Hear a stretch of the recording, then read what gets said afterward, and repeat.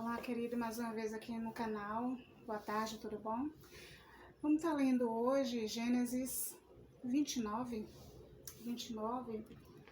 a partir do 13. A gente vai continuar falando, né? Teve um vídeo anterior, né, que eu falei sobre Jacó, né? Sobre o seu filho José, de que, né, quanto que ele amou esse filho por conta de quanto que ele amou a mãe do José, que foi a Raquel, né? Então a gente vai falar um pouquinho mais, né, sobre Jacó e Raquel. Vamos lá. A partir do 13 diz assim: eu recomendo que vocês depois leiam, né, todo esse capítulo. Diz assim: aconteceu que, ouvindo Labão as novas de Jacó, filho de sua irmã, correu-lhe ao encontro, abraçou, beijou e levou à sua casa. Ali contou Jacó a Labão todas essas coisas. Então Labão disse-lhe: verdadeiramente és tu o meu osso e minha carne. E ficou com ele um mês inteiro. E disse então Labão a Jacó: por que tu és meu irmão, hás de servir-me de graça? Declara-me qual será o teu salário. E Labão tinha duas filhas, o nome das mais velhas era Leia e o nome da menor Raquel. Leia, porém, tinha olhos tenros, mas Raquel era de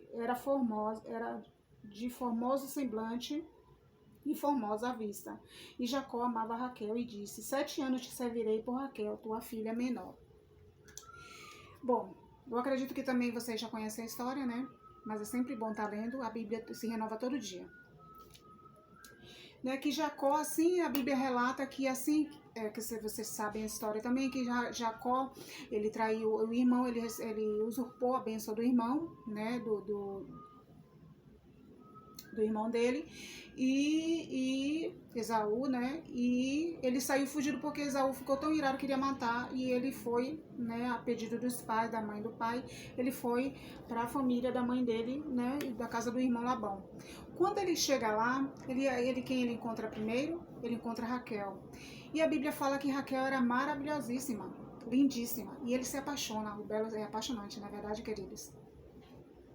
Então o Labão, seu tio, fala para ele que não tem razão dele estar trabalhando de graça. Então, né, ele precisaria falar qual seria o seu preço, o seu valor do seu serviço, do seu trabalho. E ele fala que vai trabalhar 7 anos por Raquel, por quem é extremamente apaixonado. E assim sucede. E ele trabalha 7 anos, só que quando termina esses 7 anos, ele pede a mulher dele, né? Pede pro Labão que dê sua mulher, e Labão o que faz? Troca, em vez de colocar no leito a Raquel, coloca a Lia ou Leia, né? E a Bíblia fala que tinha olhos tenros. Tem gente que fala que Leia era estrábica, né, gente? Né? Mas, de verdade, eu acredito que, se a gente for pesquisar, de acordo com os historiadores, fala que ela tinha os olhos dela caído, triste, os olhos da Leia, né? Ou da Lia. Eram tristes, né? Imagina, se você parar para pensar assim, a Bíblia não fala, tá, queridos? É o que eu tô falando. Você tem um irmão, uma irmã bela, né? A atenção toda para ela, né? Você fica esquecido, né? Porque não tem toda aquela beleza que chama atenção, que onde chega todo mundo para ver. Então, sempre aquele que não tem tanta beleza assim fica de canto, né? E eu acredito que Leia era assim por conta disso. Eu acredito, tá, queridos? A Bíblia não fala. E o Jacó não foi diferente, se apaixonou pela Raquel, né?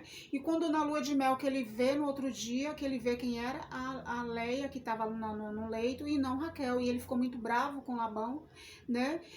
Mas Labão falou para ele mais 7 anos ele trabalharia e daria a Raquel. Enfim, ele casou com as duas irmãs. E assim, imagina, querido, você é casado com uma pessoa que você não ama. Não é uma situação agradável você ter que ter contato, intimidade com uma pessoa que você não gosta. Não é uma situação fácil, né? Porque afinal de contas a Leia amava o Jacó, mas Jacó amava a Raquel, né? E você vê que havia uma disputa entre as duas e a Leia sofria muito por conta disso, né? Mas Deus é tão bom, né? Que Deus sempre olhou para Leia, né?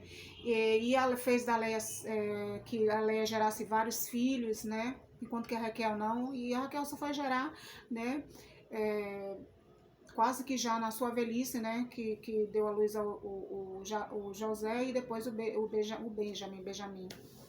Mas assim, Deus, aquela mulher, ela sofreu muito, né, nessa situação toda da sua irmã, que era sempre a predileta, né, depois com o marido dela. Mas assim, Deus honrou aquela moça grandiosamente, né. Ela, às vezes a gente tem a mania de se impressionar muito com o belo. Querida, deixa eu te falar uma coisa.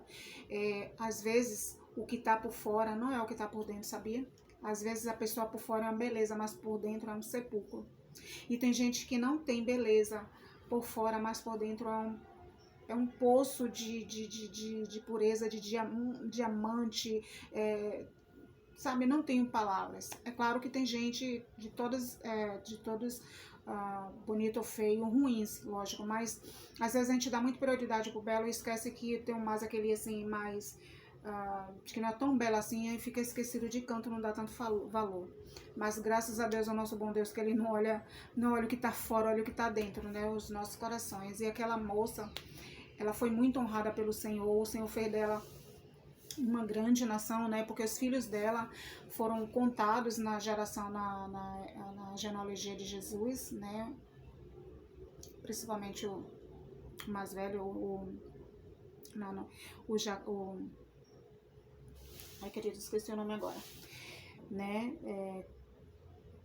Judá, né? Jesus veio da descendência de Judá. Então, assim, queridos, que a gente possa olhar mais para as atitudes, mas é bonito ver o belo, né? Claro que é. Mas que a gente venha olhar mais para o que a pessoa expressa do que pelo físico.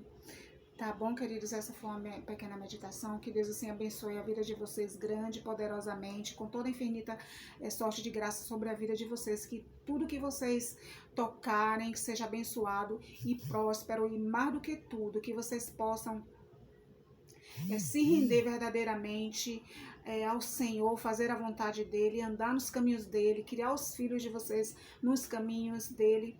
Amém? Em nome de Jesus, que o Senhor te abençoe e te guarde no nome de Jesus. Amém.